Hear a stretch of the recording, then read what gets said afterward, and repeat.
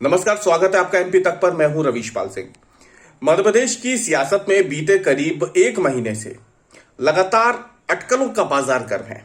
अटकलें सत्ता परिवर्तन की, अटकलें मुख्यमंत्री का चेहरा बदलने की। हालांकि बार बार इन अटकलों पर नेताओं की तरफ से ही विराम लगा दिया जाता है। आपको याद होगा, कुछ दिन पहले ही ये माहौल बनाया गया था मध्य प्रदेश में कि मुख्यमंत्री बदलने जा रहे हैं। भोपाल से लेकर दिल्ली तक इस पर खूब सियासत हुई। हालांकि बाद में जिन नेताओं के नामों के साथ ये अटकलें लगाई जा रही थी, उन्होंने ही मीडिया के सामने आकर बयान दिए और तमाम अटकलों को खारिज कर दिया। नरोत्तम मिश्रा और कैलाश विजयवर्गीय। लेकिन अब एक बार फिर से मध्य प्रदेश में सियासत बेहद दिलचस्प मोड़ पर पहुंच गई है ज्योतिरादित्य सिंधिया के एक कदम से। यह कदम था ज्योतिरादित्य सिंधिया का भोपाल दौरे के समय अचानक से गृह मंत्री नरोत्तम मिश्रा के घर पहुंचना। नारायण सेवा संस्थान भारत भर के शारीरिक रूप से दिव्यांग भाई बहनों का निशुल्क ऑपरेशन कर रहा है। डिस्क्रिप्शन में दिए गए लिंक पर जाकर कृपया डोनेट करें और इन दिव्यांग बंधुओं को सकलांग जिंदगी का उपहार दें।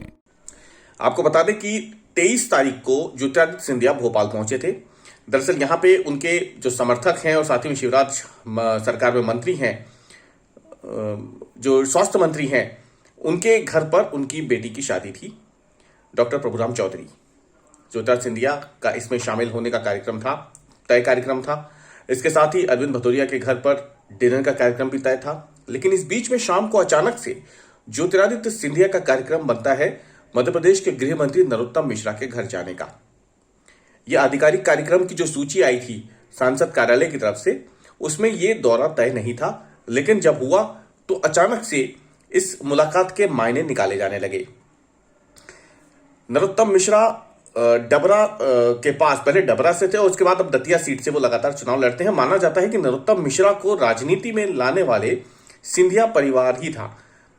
जो ज्योतिरादित्य सिंधिया की दादी जी हैं, उन्होंने बाकायदा नरोत्तम मिश्रा को एक तरीके से सक्रिय राजनीति में लाने में अहम भूमिका निभाई थी। और बाद में माधवराव सिंधिया से भी नरोत्तम मिश्रा के काफी अच्छे संबंध रहे थे। हालांकि नरोत्तम मिश्रा ज्योतिरादित्य सिंधिया के खिलाफ चुनाव लड़ चुके हैं 2009 में, लेकिन इसके बावजूद दोनों के बीच में कभी कोई तल्खी नहीं दिखी। ज्योतिरादित्य सिंधिया नरोत्तम मिश्रा की कम से कम 1 घंटे के आसपास अकेले में मुलाकात हुई। ज्योतिरादित्य सिंधिया अब देखने में आ रहा है कि जब भी भोपाल आ रहे हैं, उनकी सक्रियता बेहद ज्यादा है। वो लगातार मध्य प्रदेश सरकार में जो अलग अलग मंत्री हैं उनसे मुलाकात कर रहे हैं। इससे पहले वो सबसे पहले जब पिछला दौरा हुआ था तो उसमें वीडी शर्मा के घर गए थे। उनके घर पे उनका कार्यक्रम था, भोजन किया था। उसके बाद उसी दिन शाम को गोपाल भार्गव के उनका कार्यक्रम था, वहां पे उन्होंने डिनर किया। उसके बाद अरविंद भदौरिया से भी वो मिले हैं पिछले दिनों, जब वो नरोत्तम मिश्रा के यहाँ गए थे। उसके बाद अरविंद भदौरिया के अलावा नरोत्तम मिश्रा से भी उनकी मुलाकात हो गई है। सिंधिया समर्थक कई ऐसे नेता हैं जो शिवराज सरकार में कैबिनेट मंत्री हैं। जाहिर सी बात है, ज्योतिरादित्य सिंधिया के साथ वो भाजपा में आए थे कांग्रेस छोड़कर, और उसके बाद जब उपचुनाव में उन्हें जीत हासिल हुई है तो उसके बाद उनका मंत्री पद बना रह गया है। इन सबके बीच में सवाल ये उठ रहा है कि आखिरकार ज्योतिरादित्य सिंधिया लगातार इतनी मुलाकातें शिवराज सरकार के मंत्रियों से क्यों कर रहे हैं।